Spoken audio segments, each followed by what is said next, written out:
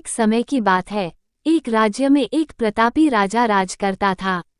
एक दिन उसके दरबार में एक विदेशी आगंतुक आया और उसने राजा को एक सुंदर पत्थर उपहार स्वरूप प्रदान किया। राजा वो पत्थर देख बहुत प्रसन्न हुआ। उसने उस पत्थर से भगवान विष्णु की प्रतिमा का निर्माण कर उसे राज्य के मंदिर में स्थापित करने का निर्णय लिया और प्रतिमा निर्माण का कार्य राज्य के महामंत्री को सौंप दिया।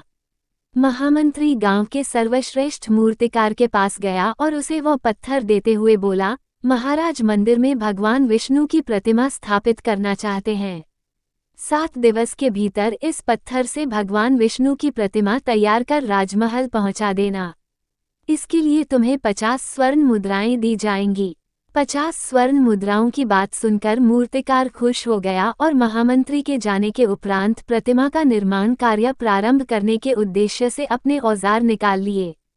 अपने औजारों में से उसने एक हथौड़ा लिया और पत्थर तोड़ने के लिए उस पर हथौड़े से वार करने लगा, किंतु पत्थर जस का तस रहा।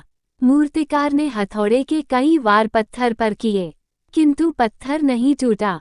50 बार प्रयास करने के उपरांत मूर्तिकार ने अंतिम बार प्रयास करने के उद्देश्य से हथौड़ा उठाया, किंतु यह सोचकर हथौड़े पर प्रहार करने के पूर्व ही उसने हाथ खींच लिया कि जब 50 बार वार करने से पत्थर नहीं टूटा तो अब क्या टूटेगा।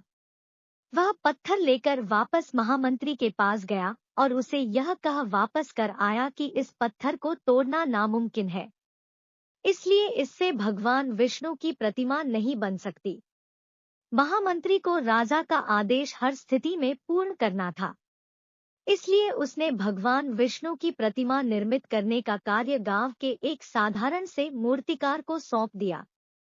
पत्थर लेकर मूर्तिकार ने महामंत्री के सामने ही उस पर हथौड़े से प्रहार किया और वह पत्थर एक बार में ही टूट गया। पत्थर टूटने के बाद मूर्तिकार प्रतिमा बनाने में जुट गया।